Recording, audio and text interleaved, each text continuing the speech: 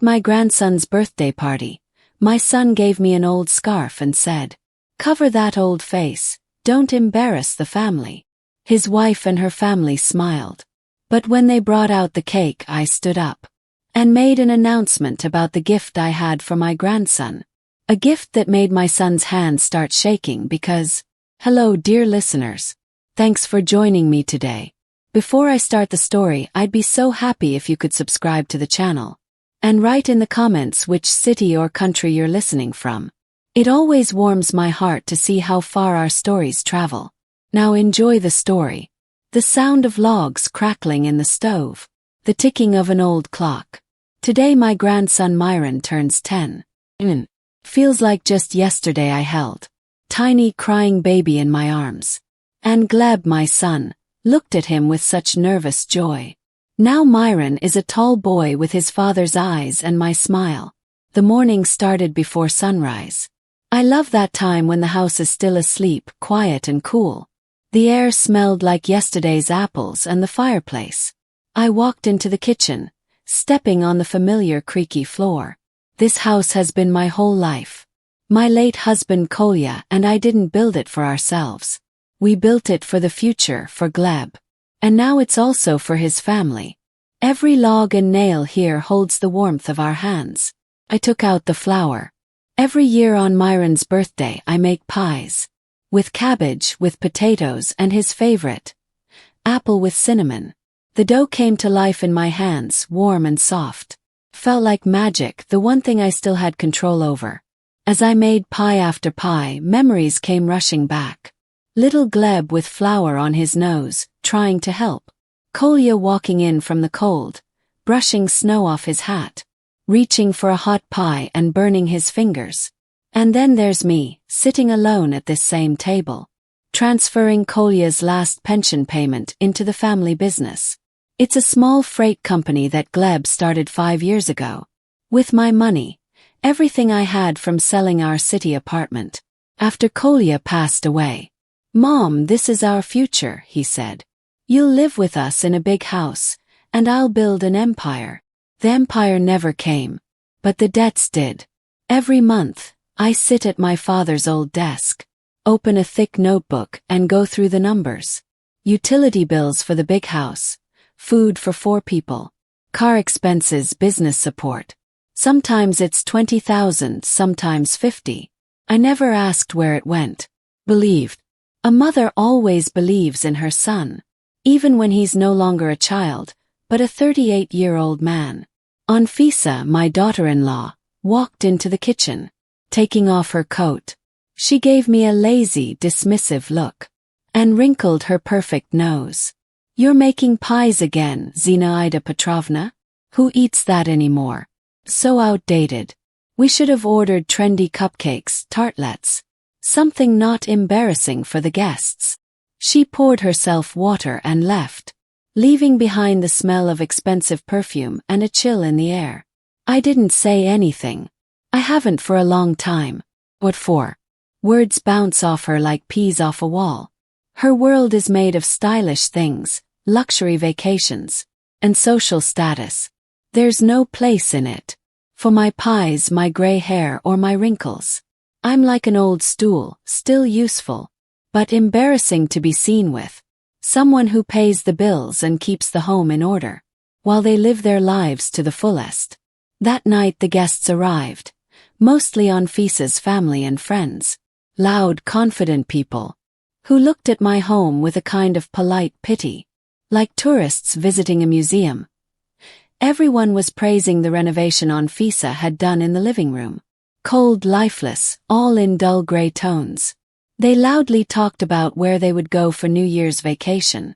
I felt like a servant at someone else's party, a guest in my own house. But Miron was happy.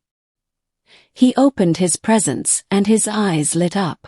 A huge building set, a new tablet, a remote-controlled helicopter. My gift was a big, beautiful encyclopedia about space. Something he had been dreaming about for a long time. He hugged me so tight I lost my breath. "Thank you, Grandma, you're the best." In that moment I was ready to forgive everything. The cold looks, the rude comments. All of it was worth it, just to see that honest, pure happiness in his eyes. Then it was time for the toasts. Gleb, my son, stood up holding a glass. He looked a bit tense, like he was getting ready for something. He said a few kind words about Miron. Then he turned to me and said loudly, "There are gifts for everyone here, including for our mother." He handed me a small, carelessly wrapped package, the paper all wrinkled. Opened it. Inside was a cheap cardboard box, and in it a scarf. A dull, brownish-gray scarf made of rough, synthetic fabric, the kind you see at market stalls for a few coins. I looked up at my son, confused. He didn't meet my eyes. He was looking toward Anfisa, who gave him a proud, approving smile. And then he said the words that stopped time. "Here, Mom. Put it on. Cover that old face. Don't shame the family in front of the guests." He didn't whisper it. He said it clearly and loudly so everyone could hear. The smug relatives heard it. Anfisa's mother heard it. Even my 10-year-old grandson heard it. There was silence. A deep, deafening silence. Then I saw them. Smiles. Not big smiles but sharp, cutting ones. Anfisa looked proud. Her well-groomed mother covered her mouth, but her eyes laughed. Her cousin gave a quiet giggle of approval. They all looked at me with the same expression. Disgusted superiority. And at that moment everything went quiet inside me. All the noise, the laughter, the talking, the clinking of glasses, disappeared. Only one thing remained. A frozen moment like a photograph. I looked at my son's face, avoiding my eyes. At Anfisa's face, full of satisfaction. At the faces of her relatives, enjoying my humiliation. But I didn't feel pain. Not even a single tear. No anger. Just something deep inside me clicked. Not with a crack or pain, but with sharp, cold clarity. It was like a camera shutter closing on one final image. One moment where everything was clear. Our relationship. My place in this house. My future here. In that moment my blind motherly love died. Hope died. Zinaida Petrovna, the forgiving, dependable mother and grandmother, died. And someone else was born. A calm, cold woman with clear eyes and no illusions.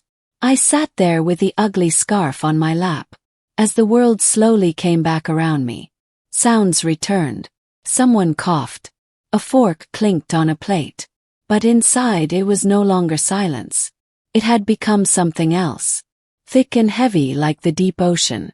I looked at my hands resting on my knees. These hands that had done everything in life. Kneaded dough, washed diapers, pulled weeds. Counted money to make ends meet. These hands had built this house. Had given everything. And were now handed this cheap, slippery thing. Thanks. A piece of cheap synthetic fabric. To cover my old face. So this is it. My worth. The result of my life, my sacrifices, my love. I was nothing but a burden now. A walking wallet who was supposed to stay invisible. A ghost in my own home.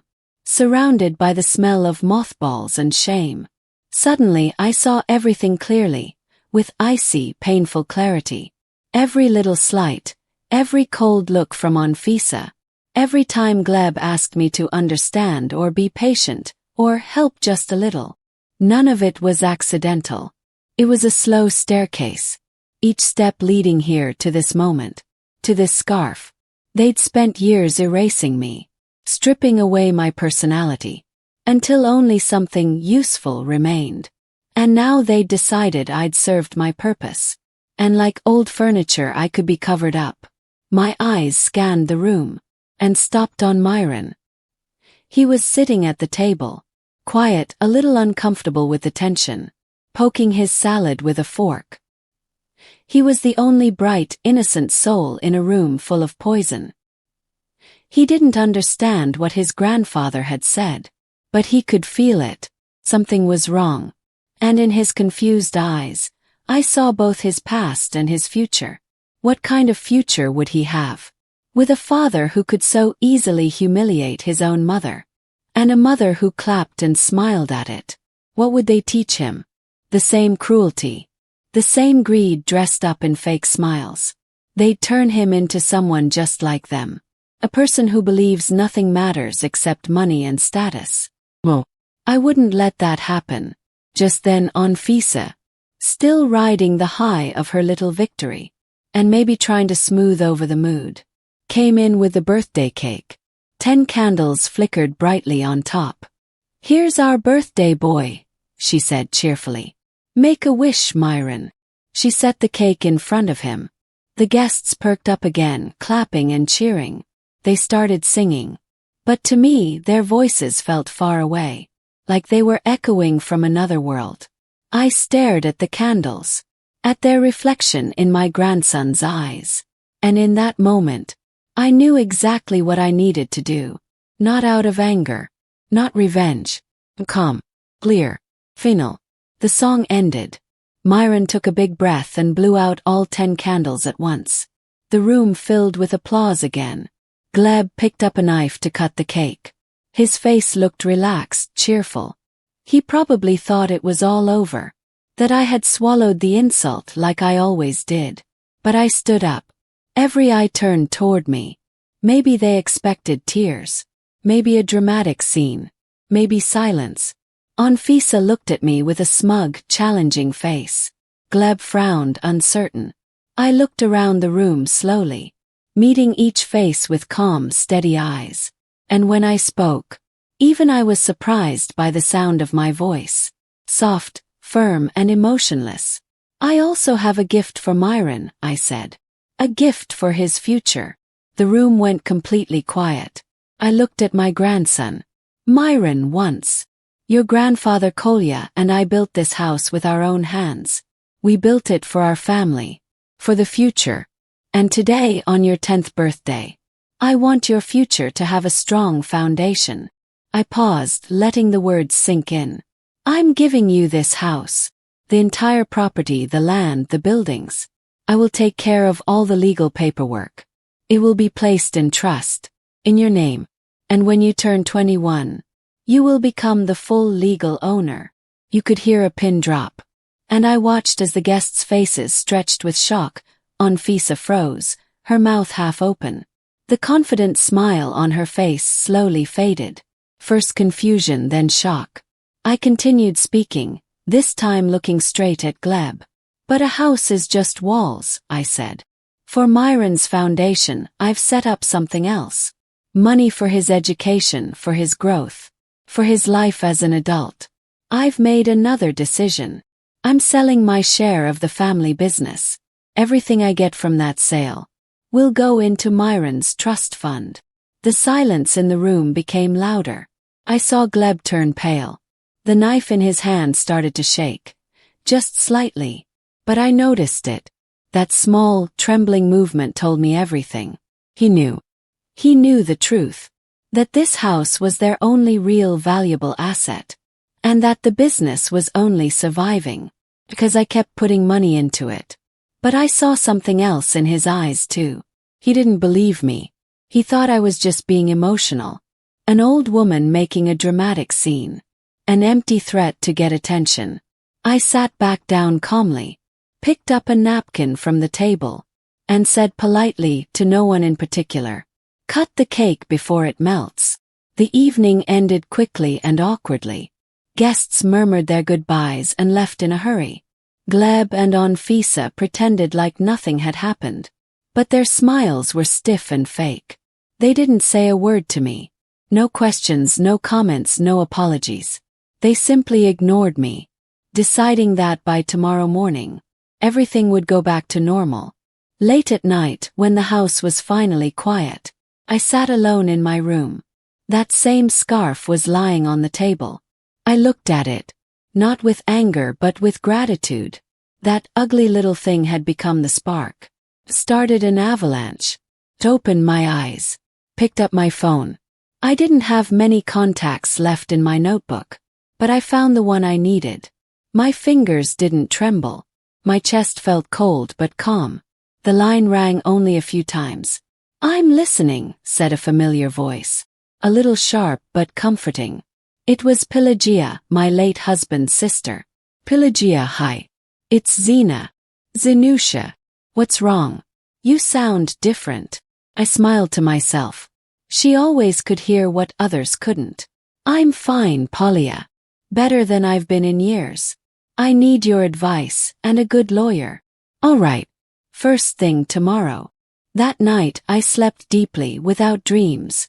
Like I hadn't truly rested in years. For the first time in a long time. I didn't wake up with that heavy feeling in my chest. Instead I felt empty. But not in a sad or painful way. It was a clean kind of emptiness. Like when you finally clear out a room that's been filled with junk for years. Now it echoed.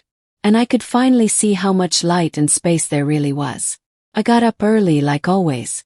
Made myself a cup of instant coffee. The strong kind, not the fancy one. Its bitter smell filled the kitchen. I sat by the window that overlooked the garden.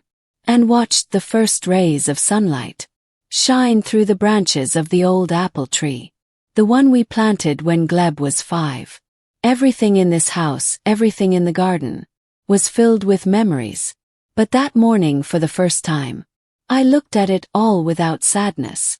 It was calm. Like I was rereading a story I already knew by heart. Around 10, Gleb and Anfisa came downstairs. They walked in together like they were going to a formal meeting. Their smiles were polite, forced. Like adults getting ready to scold a difficult child. They walked up to my desk. Anfisa sat down in the chair across from me, resting her perfectly manicured hands on the table. Anfisa put her manicured hands on the table. "Good morning, Mom," she said in a soft and careful voice. The kind of voice people use with the sick or those they don't see as equals. "We were just a little nervous yesterday. You said some dramatic things." I quietly took a sip of coffee. It was burning hot, and the bitter taste felt strangely grounding. Gleb coughed, shifting uncomfortably from one foot to the other. He was clearly worse at playing this polite role. "Mom," he began, "we understand you were upset about the scarf, but I didn't mean anything by it. Came off stupid. Sorry. But let's be real. All that stuff about trust funds and selling your share. That was just emotional talk, right?" I stayed silent, looking out the window. But I could see their worried reflections in the glass, both leaning toward me. Then Anfisa spoke again. This time her voice had a sharper edge. "This house is our shared home, our nest. We've put effort into it. I even did some remodeling. And the business, it's Gleb's. It's his future, and Miron's future too. You can't just throw it all away because you got offended. We're a family." Family. What a strange word. I looked at them. My son, who couldn't meet my eyes. And his wife, who talked about the nest I built as if it was hers. They spoke to me like I was being unreasonable. Like a child throwing a tantrum in a toy store. Because she didn't get a candy. They explained why my choices were unrealistic. They didn't ask questions. They didn't try to understand. They lectured me. I finished my coffee and set the cup down with a soft clink. Then I stood up. "I need to go out to the garden," I said calmly, not looking at them. "The peonies need tying." And I walked away. Behind me, I heard Anfisa exhale in frustration. I knew what they were thinking. The old woman is acting up, offended, sulking. She'll get over it soon. They understood nothing. And that was their biggest mistake. Later I sat on the terrace reading. The house was quiet. Gleb had gone out. He said it was for work. Anfisa stayed upstairs in her room. At some point, her voice broke the silence, loud and annoyed. She was on the phone. "The house has thick walls. But anger, like water, always finds its way through. Gleb, what is this nonsense?" she almost shouted. "I'm trying to make an advance payment for the cherry." "Yes, that one. I found the perfect deal and it says, transaction declined." I turned a page in my book, not really seeing the words. "What does check your balance mean?" "Check." "It says, not enough funds. This is our premium account. Your salary was just deposited yesterday." I imagined her face. Twisted, angry. That car was her latest obsession. A symbol of her success, her new status. She had even bragged about it to her friend yesterday. "No, the card is here. I'm holding it right now." Her voice rising in panic.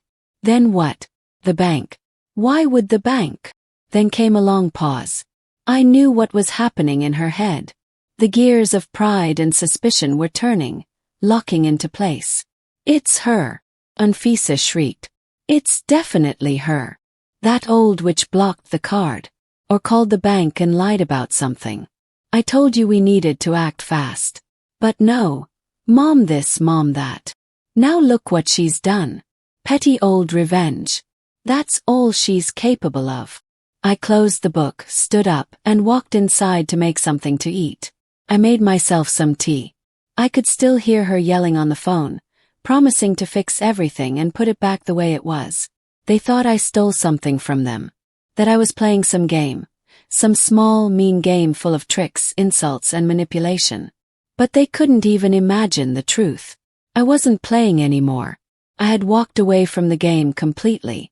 They believed I had stolen one chess piece from the board, but in reality, I had quietly taken the whole board away. As I made tea, I felt calm. Their panic, their anger, their total confusion. That was the best proof that I had done the right thing. Every word they said, every move they made, only made me more sure of myself. And I knew this was just the beginning. Just the first little ripple in the water. The real storm was still ahead. The next morning I got ready and went to the city. Gleb and Anfisa watched me leave with silent, suspicious looks. They probably thought I was going to the bank to cause more trouble. Let them think that. Their world now revolved around one blocked credit card. They had no idea where I was really going. I was headed to an address Pelagia gave me. A law office in the old part of town. The office was inside a tall, elegant building from before the revolution. High ceilings. Quiet halls. The lawyer, Andrei Borisovic, was an older man with calm eyes and gray at his temples. He didn't ask unnecessary questions. He just listened. I sat across from him in a deep leather chair, at a large oak desk, and I explained everything clearly, without emotion. The house is fully in my name.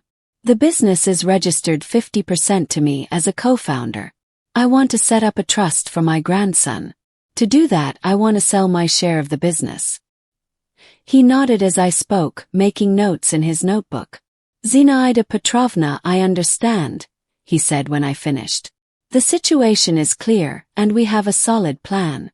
To begin, I'll need all the business documents and financial reports from the last year. The more complete your file, the faster we can move." I was ready for this. Over the years, I'd learned to stay organized. At home, in an old dresser, I kept a separate folder with everything related to the family business. Contracts, reports, receipts, and translations. Not because I didn't trust them, but just out of habit. My father was an accountant too. He always said, "Money loves order. And documents must be in order." I handed the thick folder to Andrei Borisovic. He put on his glasses and began carefully reading it page by page. The office was quiet, with only the soft rustle of paper breaking the silence. I looked out the window at the drifting clouds, and felt a strange, peaceful calm inside. I was in the right place. I had done what needed to be done. About 20 minutes passed. Andrei Borisovic stayed quiet, only frowning sometimes and underlining parts of the papers with his pencil. Then he stopped at one of the last bank statements. He looked at it for a long time, took off his glasses and looked at me over the top of them. "Zinaida Petrovna, I have a question. Right here, 3 weeks ago the company received a large amount of money. Almost 3 million rubles. Was that from a new investor? Or did you sell some company assets?" I looked at him, confused. 3 million. Well, we didn't have any new investors, and we didn't sell anything. I would know. He quietly put his glasses back on and slid the paper toward me, pointing at a line. "Look here," he said. "The money came from a financial guarantor. Do you know this organization?" I looked at the name. I'd never heard of it. "No," I said. "First time I've seen it." We always took loans from the same big bank. And sometimes small ones for working capital. The lawyer's face grew serious. He leaned back in his chair. A financial guarantor is not a bank. It's a microfinance organization. They give out big loans, but with extremely high interest rates and huge late fees. People only go to them when they're desperate. He looked straight at me. Did your son ever tell you he was going to take out such a big loan? No, I said. Not a word. That cold feeling I first felt on my grandson's birthday came back. But this time it was deeper, scarier. Andrei Borisovich kept flipping through the papers. Then he stopped again, his finger resting on the last page of the statement. Now this is even more interesting, he said in a low voice. That $3 million. It stayed in the company account for less than a day. The next day it was transferred out, straight into a personal account. Whose account? Asked. He looked at me. Your daughter-in-law, Anfisa Igorevna Pasternak. The reason listed: repayment of an interest-free loan. The air in the office suddenly felt heavy. I looked at the lawyer, but in my mind I saw Anfisa's face. Her proud smile that evening, her loud phone call about buying a new cherry-red car. Zinaida Petrovna, he said, to take out such a loan, all founders must give their consent and signatures. That includes you. Did you sign any loan contracts in the past month? My voice came out quiet. No, nothing. Andrei Borisovich stood up, went to a cabinet, and pulled out a thin folder. Just as I thought, he said. When Pelagia came to you, someone filed a request in the business registry using your consent. He showed me a copy of the loan contract with the microfinance organization. On the last page, under Founder 2, there was a signature. My signature. Or at least it looked like mine. But not quite. It was shaky, clumsy, as if someone had copied it carefully, trying to make it look like mine. I stared at the forgery, and the full picture finally came into focus. They hadn't just tricked me. They had set a trap. It wasn't just disrespect. It was cruel, shameless, and calculated. They were living off me, yes. But that wasn't enough. They forged my signature, took a massive loan in the company's name, transferred the money to themselves, bought a car, maybe even paid for an apartment in another city. And then the plan was to walk away. To leave the company behind, drowning in debt with insane interest. And that debt, since I was a co-founder, I would be the one stuck with it. They were ready to take the last thing I had. My pension, my home, everything. They weren't just going to leave me. They were going to destroy me. Leave me with nothing but shame, debt, and ruins. Old age. That scarf Gleb gave me wasn't just a cruel joke. It was a goodbye. Symbolic gesture. Cover your face, Mom. Soon you'll be too ashamed to show it. Disappear. In that moment, the last bit of warmth inside me died. The last spark of motherly love, compassion, or doubt. It all burned away. What was left was cold, solid like stone, peace. I looked at the lawyer. Andrei Borisovich, I said, my voice calm, no shaking, no tears. Make a copy of this agreement. Start the procedure. But not just a regular buyout. Full separation. An audit of all company finances for the past year. And prepare official notices. For my son and for the bank where we keep our accounts. He nodded silently. He understood without needing more words. The woman who walked out of his office wasn't the same one who entered. The one who came in an hour ago still had some doubts, maybe even regrets. But the woman who left was ready to carry out the sentence. That afternoon I returned home. The air in the house felt thick, full of tension. Anfisa didn't even try to talk to me. Just gave me angry side glances. Gleb pretended to act normal, loudly talking on the phone about some promising deal. But I saw the tight line of his shoulders. They were waiting for me to apologize, to give in, to beg for forgiveness for my overreaction. They still lived in a world where I was just a background character. I quietly went to my room. I had nothing to say to them. Everything had already been said. In that calm lawyer's office. Now the documents would speak. For 2 days, the house was frozen in a cold war. They ordered pizza and sushi loudly and left piles of boxes in the kitchen, ignoring me completely. They talked to each other like I didn't exist. Kept living my life. Tending the garden, reading, cooking simple meals for myself. Inside I felt quiet. No anger, no satisfaction, just cold, calm waiting. I knew the machine had started moving, and there was no way to stop it now. And on the 3rd day after my visit to the lawyer, it happened. I was watering roses near the porch when a small courier van pulled up. A young man in uniform got out. "For Demidov Gleb Igorevich," he said, checking his tablet. "Need a signature." At that moment Anfisa stepped outside. She must have seen the van from the window. Her face was full of curiosity. "Maybe it's the papers for the new car," she said with a smile. "I can sign," she added confidently, reaching out. The courier handed her 2 thick white envelopes and the tablet. She quickly scribbled her signature and, without waiting, tore open the first envelope. I kept trimming the dead rose petals. I didn't look directly at her, but I saw everything. Her manicured fingers ripped open the heavy paper. She unfolded the sheet and started reading line by line. At first, her face showed confusion. She was clearly expecting something else.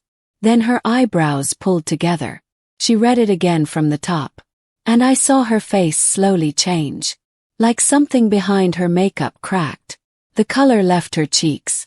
The rosy blush she carefully applied that morning faded, replaced by a chalky, pale white. Her lips, usually pressed in a pout, opened slightly in stunned silence. She quietly opened the second envelope, this one from her main bank. The letter was short. She read it in seconds. Her face turned into a mask of fear. Her fingers dropped the envelopes. They fluttered down the porch steps. "Gleb," she said, not shouting, more like choking. "Gleb, come here. Quick." The door burst open. Gleb rushed to the porch. "What happened? Why are you yelling?" he snapped, then froze when he saw her face. "What is it?" he whispered, pointing at the papers on the ground. Gleb frowned and picked up the first one. I saw his profile. First a smirk. Probably thought it was just another letter. That fake smile he had, like in some happy commercial, faded from his face. He started reading.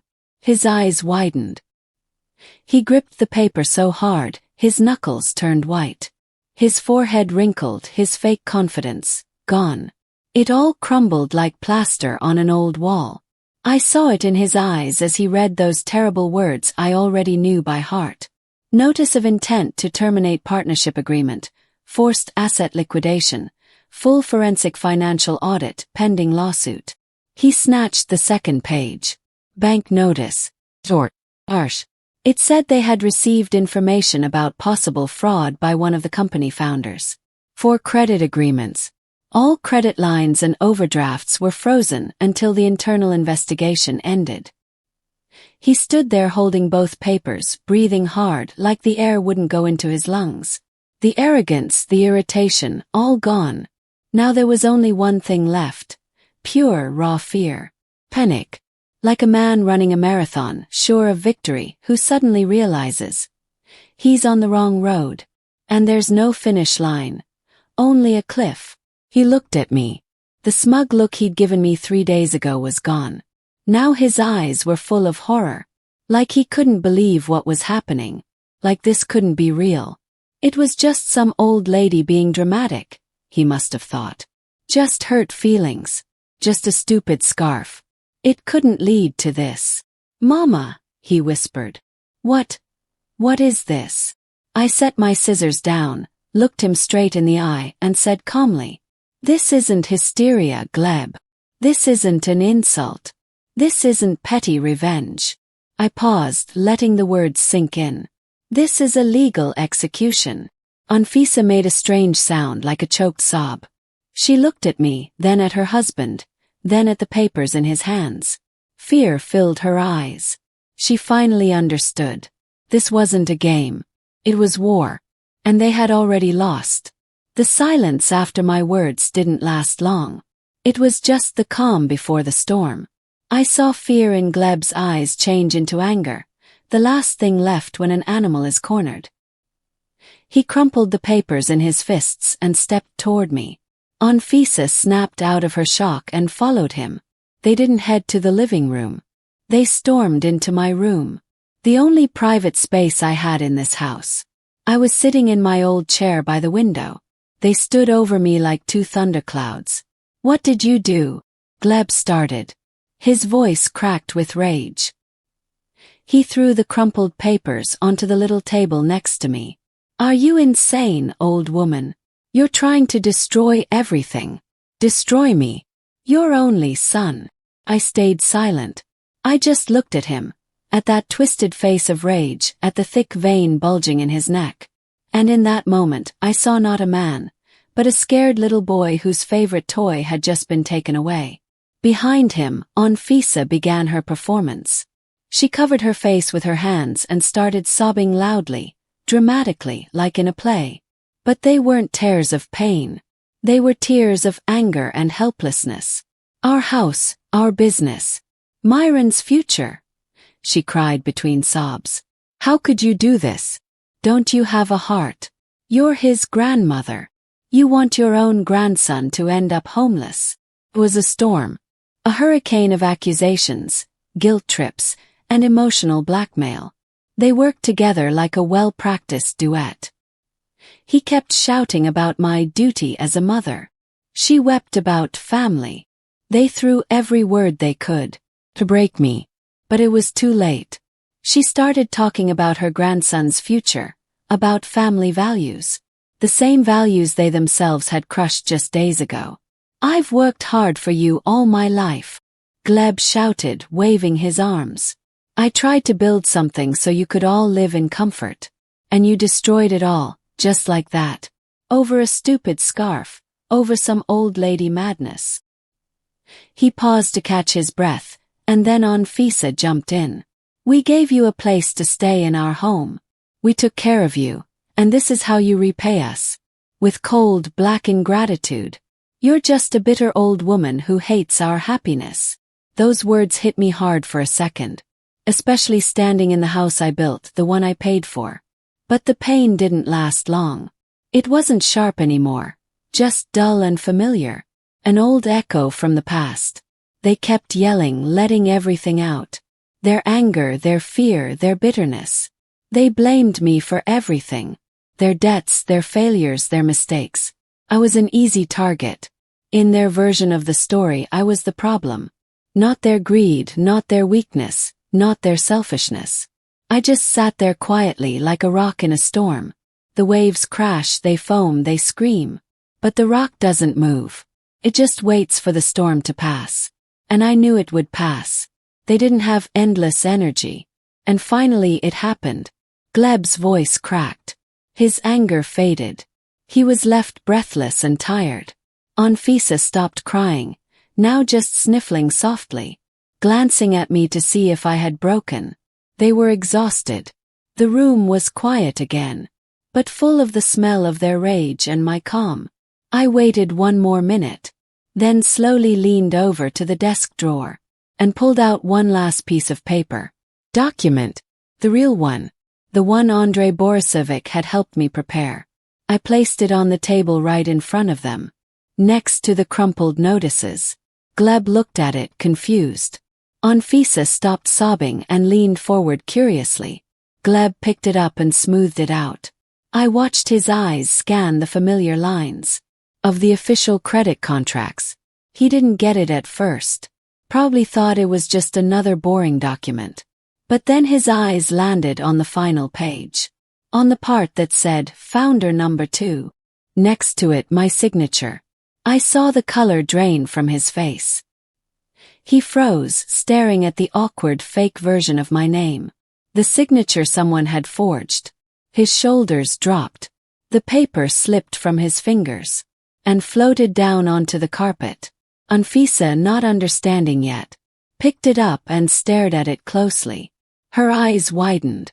She looked from the signature to me, then back again. There was no guilt in her eyes. Only raw panic. like an animal caught in a trap. Then I spoke, softly, almost in a whisper. But in that dead silence, my voice sounded like church bells. "You're shouting after everything you did for me?" I looked my son straight in the eyes. "You really want to talk about what I did? After everything you did to me?" Silence. Total silence. No more yelling. No more tears. No more excuses. That one sheet of paper shattered it all. All their noise, their blame, their emotional tricks. Their whole act of being victims. Of painting me as the cruel old mother. Collapsed completely. What was left behind was the ugly truth. About their lies, their betrayal, and their failure. And for the first time in years, they truly looked at me. And finally saw who I really was. Not as a servant, not as a burden, not as a moody old mother. They saw a person who knew everything about them. Who held proof of their lies and wrongdoings. And at that moment I realized. The power was mine. But it wasn't the power of revenge. It was the power of truth. And truth is devastating. After that scene in my room, the house fell into a strange, heavy silence. No more yelling. They stayed quiet, moving through the house like shadows. Whispering, hiding. Their fear was almost something you could touch. But I knew it wasn't over. A cornered beast doesn't surrender. It prepares for one final attack. I didn't know how they'd do it. But I knew they would try something. And they did. Something even lower and more shameless than I imagined. 2 days later, on Saturday, Anfisa approached me with a strange, fake kindness. She looked sad, humble. "Zinaida Petrovna," she said softly. In a respectful tone I had never heard from her. "We're worried about you, about your condition. We understand you didn't mean to upset anyone. We'd like you to join us tonight. Just family, my parents, my uncle. To talk, find a way out of this difficult situation. Please don't refuse." A family meeting. I knew right away what this was. They didn't want my advice. They wanted to frame me. Their last, dirtiest move. They were going to stage a show. Make me look like a crazy old woman. Manipulated by a bad friend. Destroying her own family. They would be the poor, loving children. Just trying to save their mother and themselves. I calmly nodded. "All right, I'll come." I saw a flicker of triumph in her eyes. She thought I had fallen into their trap. That evening, they all gathered in the living room. Felt like a courtroom. Anfisa's parents arrived. Her mother, round and cheerful, trying to look warm. And her father, a stern man with a cold stare. Who always looked at me like I didn't exist. Her uncle came too. A mid-level local official. Full of confidence and quiet power. I sat in a chair at the center of the room. They formed a tight circle around me. The air felt like an interrogation. Gleb started. He spoke in a choked-up voice, full of fake sadness. He talked about how I used to be such a wonderful mother. But lately I'd changed. That I'd become distant, paranoid, irrational. He didn't mention the scarf. Or the cruel words he said. Instead, he painted a picture of a mother. Slowly fading away. Then Anfisa spoke. She cried softly, politely. She said Gleb was scared for me. That my behavior was putting their son, my grandson, at risk. She mentioned Pelagia. A lonely, jealous woman we never liked. Who now, she claimed, was manipulating me. She hinted that I needed legal protection. That maybe I needed someone to take charge of my life. Her family nodded with sympathy. Anfisa's mother clucked. Yes, this happens with old people. They get confused. Poor kids, what a burden you have to carry. Her uncle frowned. This can't go on like this, he said. Something has to be done. You can't just let it spiral out of control. I sat there silently, watching their little show with cold detachment. They were so sure of themselves, each playing their part perfectly. They were confident. This was their comfort zone, surrounded by my people, thinking I was alone against them all. Anfisa's father, Igor Semenovic, looked at me and said in a stern, lecturing tone, "Zinaida Petrovna, you must understand. The children only want the best for you. Maybe you should relax, go to a good care home, get some treatment. Let them handle things. They'll take care of everything." Just as they were about to celebrate their victory, the living room door quietly opened. Pelagia stood in the doorway, holding a thick folder in her hand. "Good evening," she said in her usual blunt voice. "Sorry for interrupting. I heard there's a financial family meeting going on. I didn't want to interfere." Gleb and Anfisa froze. Their faces dropped. They didn't expect her. Pelagia calmly entered the room, walked to the dining table, and placed her folder on it. "Perfect timing," she said, her sharp eyes scanning the room. "I'm a retired accountant and auditor. So when Zena came to me for advice, I couldn't just ignore it. I took the liberty of preparing a little report so everyone can understand what's going on." She opened the folder and took out a few documents clipped together. "Let's start simple." She placed the first page on the table. "This is a summary of all money transfers from Zinaida Petrovna's personal accounts to your business accounts over the last 5 years. The total amount, as you can see, is 7,420,000 rubles. That's not even counting her pension, which was spent entirely on keeping this house running." The room went completely silent. She placed the second document on the table. "This is a breakdown of major company expenses. Resort trips, restaurants, luxury shopping, 2 cars for Anfisa Igorevna. I won't bore you with the details, but less than 30% went to actual business needs." Anfisa's mother's face turned purple. The uncle stopped looking so confident. Now he stared at Anfisa with open curiosity. "And now the cherry on top," Pelagia said, pulling out the final document, a copy of a loan contract. "This is a very interesting piece. A loan of 3 million rubles taken 3 weeks ago, secured by the entire company. Signed, as you'll see, by both founders. Here's Gleb Igorevich's signature. And here." She tapped her nail on the second signature. "Supposedly Zinaida Petrovna's. There's one problem. On the day this contract was signed, Zinaida Petrovna was at a sanatorium near Tula. As always, she goes every year.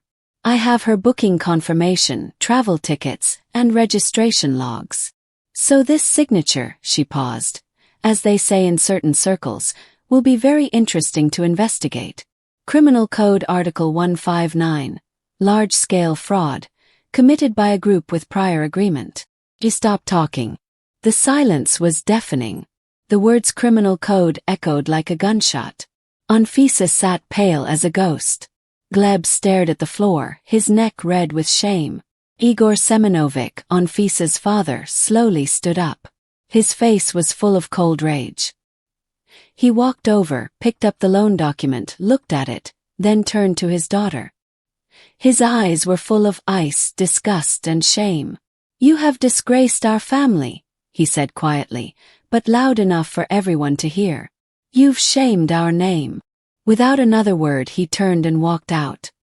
His wife and brother followed behind, stumbling after him. The humiliation was total, public, and final. They had planned to put me on trial, but ended up putting themselves on the gallows of their own shame. When the door closed behind them, Gleb and Anfisa just sat there, in the middle of the living room, surrounded by deafening silence. Their world hadn't fallen apart instantly, but it was collapsing slowly, and now they were sitting in the ruins. They didn't say a word that night. Not one more thing to me. The next morning, while I was in the garden, they packed their things and left. Quietly, no fights, like thieves in the night. The months after that passed in a blur. Almost like busy work with no emotion. Lawyer Andrei Borisovich and Pelagia took care of everything. They started the process of closing the business. The audit revealed all the lies. To avoid jail, Gleb had to agree to everything. All the debts were paid using his share of the company's assets. After everything was settled, he and Anfisa were left with almost nothing. They had to sell the car. The new apartment they dreamed of never happened. I heard from Pelagia that they rented a small 1-bedroom flat on the edge of town. Gleb got a job as a regular driver at a different delivery company. The life they built with my money and lies. It crumbled to dust. My house was sold too. But I felt no sadness. It hadn't felt like home in a long time. Just a place full of bad memories. The buyers were a young family with 2 kids. Looking at them, I knew the house was going into good hands. All the legal steps were taken. I created a big education fund for Miron.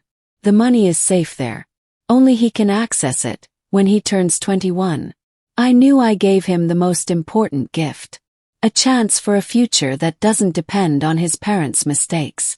It's been 3 months. I'm standing on a small balcony now. Below me is a quiet southern town, surrounded by green cypress trees. And far out, the endless sea, alive and breathing. The air here smells different. Not of old apples or damp houses, but of sun-warmed salt, stones, and freedom. My new apartment is small but full of light. 2 rooms and a kitchen. I need nothing more. The walls are painted a warm cream color. In the mornings, the sun fills the place with golden light. There are no heavy old furniture pieces here. Nothing from the past. Everything is new, simple, and light. On the table, there's a small vase with wildflowers I bought from old ladies at the market. Now I move freely, without the heavy weight of years of duty. No more waking before dawn to feed a family. No more counting every coin to fix someone else's budget. No more fear from hearing footsteps behind the door. I make myself tea with thyme and sit in a wicker chair on the balcony. On the table nearby there's a letter. The envelope is covered in a child's drawing. A sun, some seagulls, and a blue sea. It's from Miron. Pelagia takes him on weekends and helps us stay in touch. I open the paper. There are a few words in big, blocky letters and a drawing. He drew me and himself. We're standing on the beach flying a kite. "Hi, Grandma," he wrote. "I'm okay. I miss you a lot. Mom and Dad fight all the time, but I try not to listen. I read your space book. It's really cool.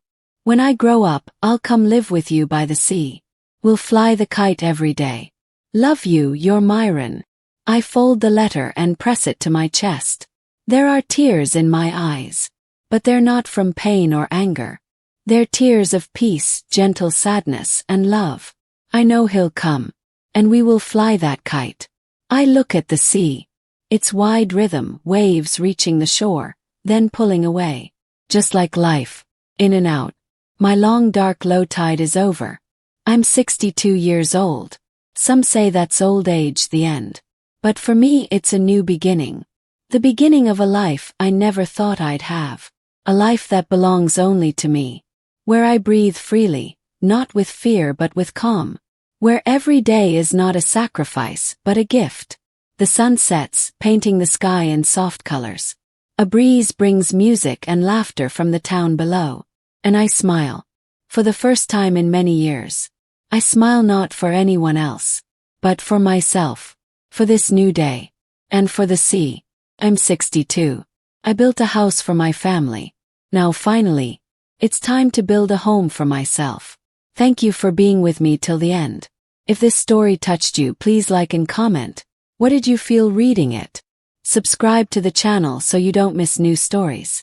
Take care of yourself. Stay healthy. And always live a life that is truly your own. All the best.